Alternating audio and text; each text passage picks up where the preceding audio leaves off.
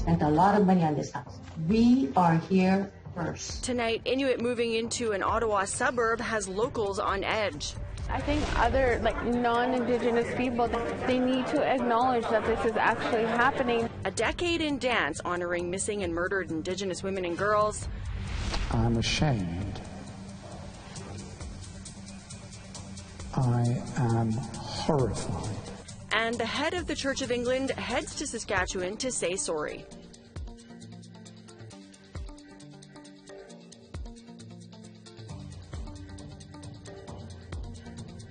Good evening. Welcome to APTN National News. I'm Melissa Ridgen. This flooding season could be one of the worst ever in Manitoba as record-breaking snowmelt and rain adds to water levels. Peguis First Nation is being evacuated and other First Nations are on high alert. Our Daryl Stranger has more. Water levels throughout Manitoba are hitting First Nation communities hard. Many band members are comparing it to the man-made flood of 2011 that still has many without a home today.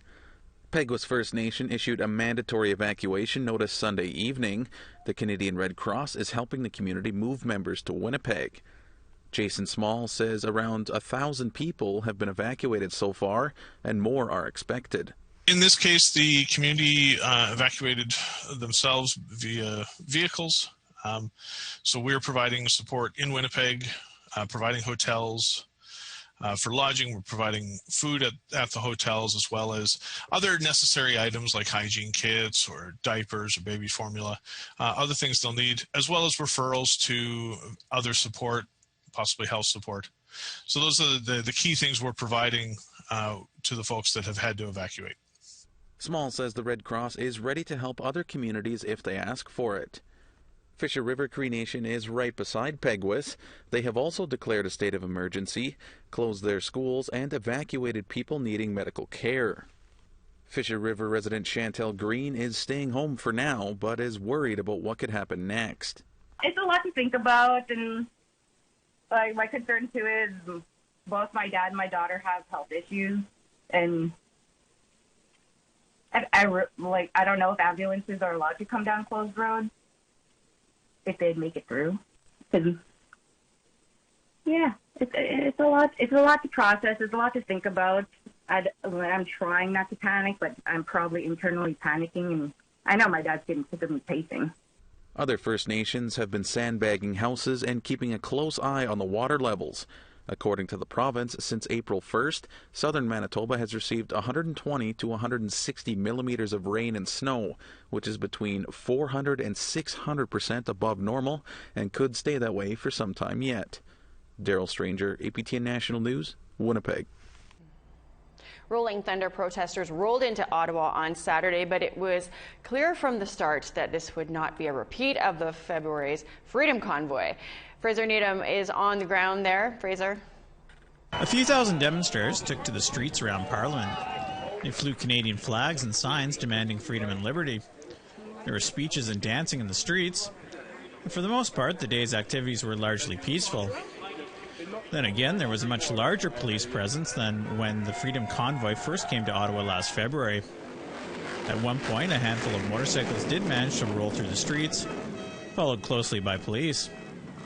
Some participants did try to engage police and the media.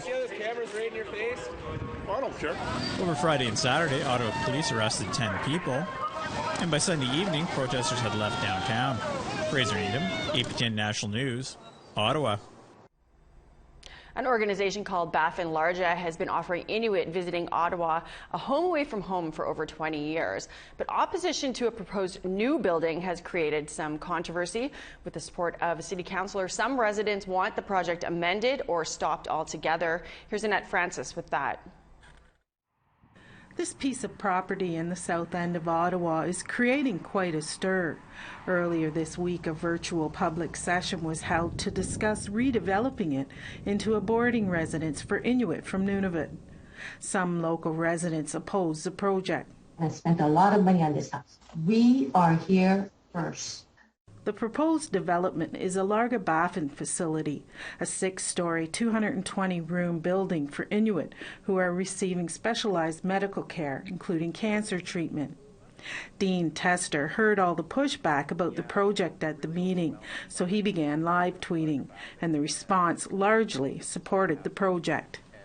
You know, sometimes at these planning meetings, you see the ugly side of this city, but the reaction to my post showed the best side of the city. Over 450,000 people saw the post on Reddit. We had hundreds of comments, thousands of upvotes. I had people from across the province sharing stories, people from across the country, frankly, sharing stories about the impact Larga Baffin had. City Councillor Diane Deans represents the ward of the proposed project. She says there were some inappropriate comments made, but her concerns are over increased traffic and the size and height of the building, and says she supports what Larga Baffin does. I'm a cancer survivor. I had a serious cancer 3 years ago, and I can tell you that it was the outpouring of love and support from the community around me that helped me get through that traumatic event in my life. And when I was going through chemotherapy, one of the women in the bed next to me was from Nunavut, and she had her escort with her. And I remember lying in that bed thinking, oh my gosh, I can't imagine being so far away from everything that's familiar to me, from my family, from my friends. 24-year-old Aidan Corey lives in Ottawa. She says the services provided by Larga Baffin are essential. From personal experience, I've done medical travel for months on end before, and being away from your community, away from your family is super stressful. It can cause a lot of mental health issues if you're away from your support systems for too long. So a place like Larga Baffin within Ottawa is a space for community, for Inuit to be around that sense of community, and I think it's super important. The next planning committee is scheduled for June 23rd. APTN reached out to Larga Baffin but didn't hear back by airtime. In the meantime, Dean says she's scheduling a meeting with the planners and Larga Baffin to talk about the issues. Annette Francis, APTN National News, Ottawa. The Senate Committee on Aboriginal Peoples heard from witnesses about sexual discrimination within the Indian Act on Monday. Bill S3 and its amendments were supposed to eliminate sexual discrimination from it. But the committee heard from witness Jeremy Matson that he was initially denied his status because his grandmother married a non-status man. Because of the amendments, Matson was able to get status, and so have his children, but they will not be able to pass on status if they marry non-Indigenous people. The Section 6.2 generation cutoff rule, it is genocidal in nature. It's assimilative. It violates all of Canada's international obligations. It violates Articles 8, 9 of UNDRIP. It violates Article 30 of the Convention on the Rights of the Child. And the list goes on. We want to hear what you think about Bill S3 and that cutoff rule. Here's how you can continue the conversation. Send your emails to news@aptn.ca. You can leave a comment on aptnnews.ca. You can also find us on Facebook, Twitter, Instagram, YouTube, and TikTok. Follow APTN News to join the conversation and see all of our latest stories. Well, there was another apology from the Anglican Church of Canada to residential school survivors over the weekend, but this time it came from the top Archbishop from the Church of England on Treaty 6 territory. APTN's Leanne Sanders has that story. Archbishop Justin Welby visited the James Smith Cree Nation in northeastern Saskatchewan, where residential school survivors shared their stories of abuse and suffering. Welby expressed his remorse for what they went through. I am sorry. I am more sorry than I can say. I am ashamed. I am horrified. Indigenous leaders say the Archbishop's apology was a crucial step to achieving truth and reconciliation, and survivor Dennis Sanderson says he accepts the Archbishop's apology for what happened to him in the Anglican-run schools. I grew up to forgive in the later years of my life, to forgive what has been given to me, what has taken away from me. The Anglican Church apologized for its role in residential schools in 1993 and again in 2019. But for some, like FSIN Senator Saul Sanderson, the apologies are not enough. The pardons that are going to be issued by him and the pardon that was issued by the Pope of the Catholic Church, they're okay, but there's no deliverables for those pardons. The Archbishop vowed to make available anything in the possession of the archives of the Church of England. The grace shown by the survivors is so extraordinary, the graciousness. One of them came up to me this morning and said, you know, I slept well last night. I felt the lifting of a burden. It's only the first step in a very, very long journey, but it was a great blessing to me. It was a very gracious step to say that to me. Leanne Sanders, APTN National News, Saskatoon. To Yellowknife now, where sensitive documents related to residential school survivors were found in a storage locker. Here's Charlotte Moore-Jacobs with that. According to a CBC News article last week, confidential records related to the residential school settlement were discovered last year by the owner of a Yellowknife storage facility. That news prompted Minister Mark Miller's office to confirm that 125 boxes had been discovered. The records contained information gathered from survivors about abuse they experienced at the schools. It included compensation information and data that could be re-traumatizing to survivors, as well as a breach of their privacy. The Yellowknife storage facility owner contacted the Territorial Information Commissioner back in June 2021 when they found the boxes. And by November of 2021, Crown Indigenous Relations and Northern Affairs Department, CERNA, had possession of them. A CERNA press release said the unit where the records were found was once owned by the now defunct organization called the Healing Drum. They disbanded in 2014, and several past board members told APTN they didn't know records had been left behind. CERNA also said another 107 boxes were found in a Vancouver storage facility in the summer of 2021. That unit was once owned by the Indian Residential Schools Resolution Canada, a now defunct support agency. Minister of the Department, Mark Miller, told APTN CERNA is looking to the courts for guidance and a recommendation on what to do next. Charlotte Moore-Jacobs, APTN National News, Yellowknife. Thanks, Charlotte. The National Indian Residential School Crisis Line is available for survivors and others who might need help. That number is 1-866-925-4419. Well, we need to take a break, but when we come back, a new resource for water treatment plant operators to troubleshoot potential problems and keep the clean water flowing. We'll tell you all about it when we come back.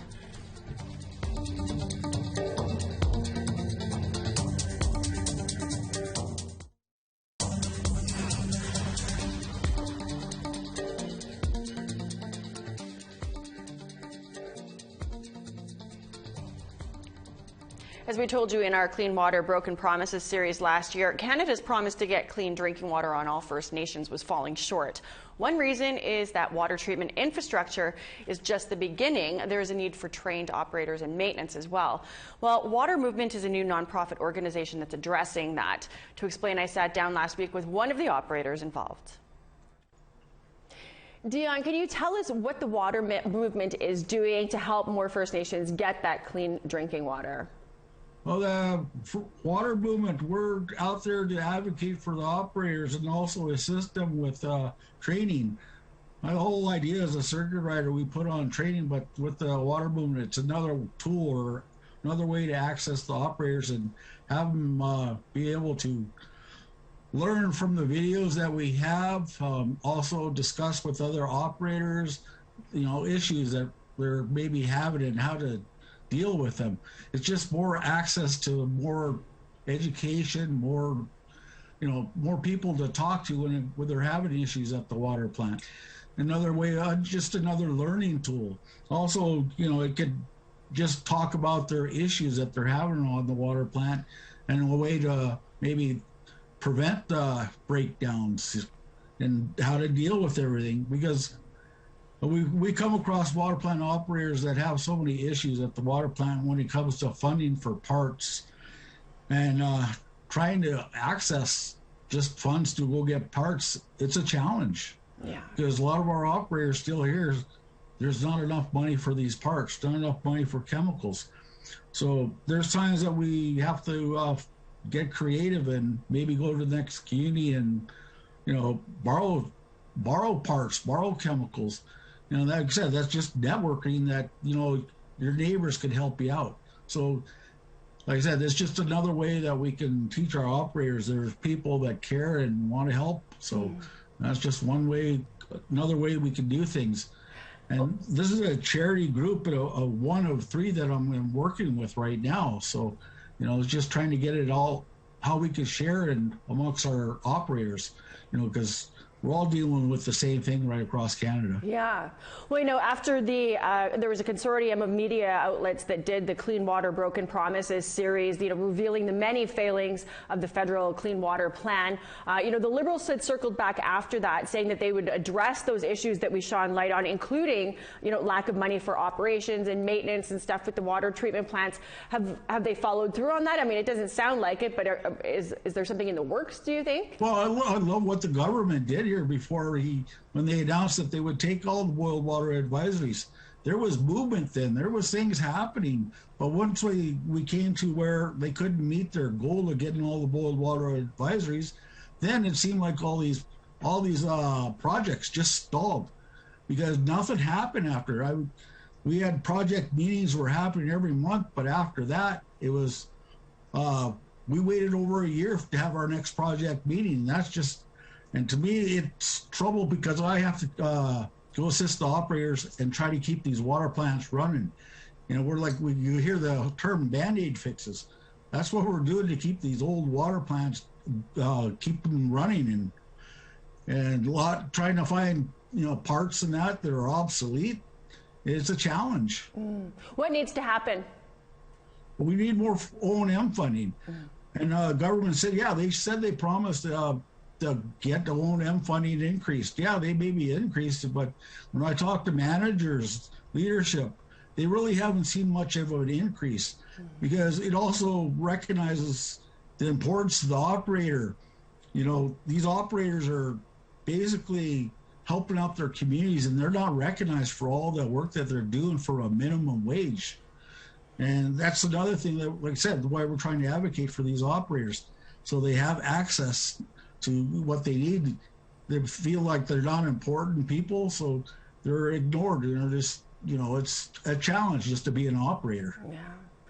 Well, we're glad that Water Movement stepped up. It sounds like there's making, you know, the best of a bad situation. Hopefully more of that operations and maintenance money does make its way to the First Nations, as the Liberal government had promised it would. Thanks for joining us, Dion. Well, thank you. It's time for another break, but still ahead, a group's decade of honoring missing and murdered Indigenous women and girls. And I have to admit, I spent much of the last performance in tears.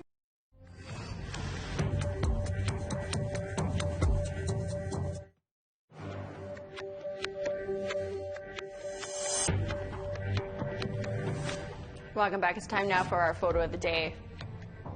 Our viewer Samuel Biggity of Canmore, Alberta, sent in this great shot. These are the three sisters located near Canmore and Banff, also known as Big Sister, Middle Sister, and Little Sister. Sometimes people say Faith, Hope, and Charity as well. Be sure to email your photos to share at aptn.ca for the chance to be our next photo of the day. Now let's take a look at tomorrow's weather forecast.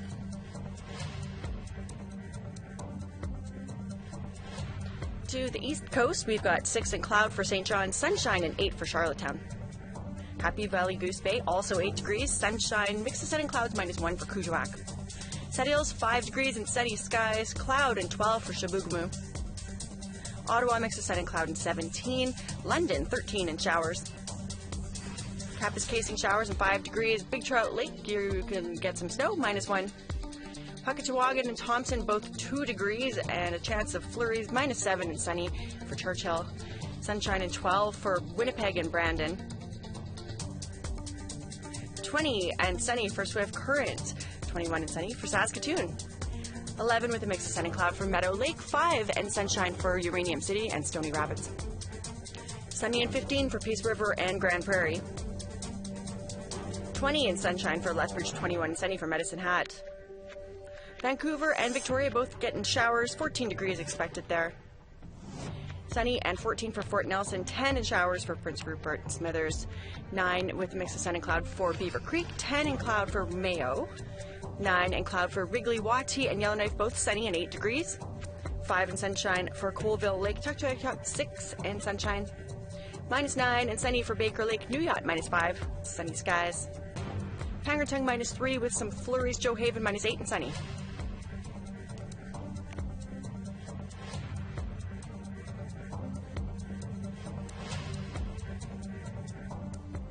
A special 10-year anniversary just took place to honor the work of Indigenous women raising awareness for those that are missing and murdered. APTN's Tina House was there. She has this story. 10 years ago, at Palahelsia, Lorelei Williams decided to form a dance group called Butterflies in Spirit to honor missing and murdered Indigenous women and girls. And tonight, Butterflies in Spirit is celebrating their 10-year anniversary with a special presentation honoring those that we've lost.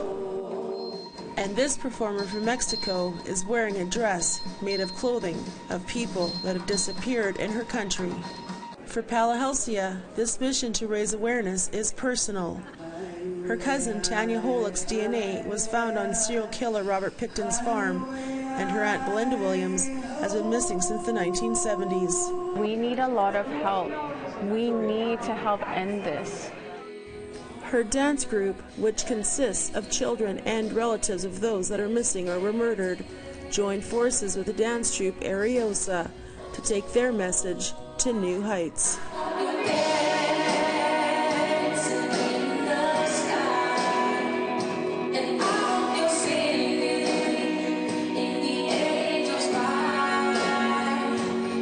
The performers tonight have been so powerful and beautiful in what they've shared with us in honor of the missing and murdered Aboriginal women.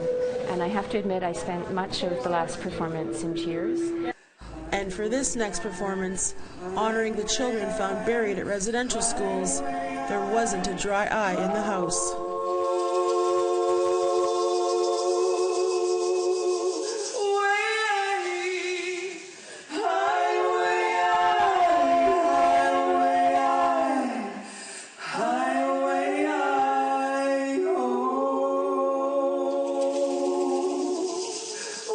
Other non-Indigenous people, they need to acknowledge that this is actually happening, because if they don't, then the systems will still be racist, and that's one of the reasons, one of the many reasons why we're still targeted.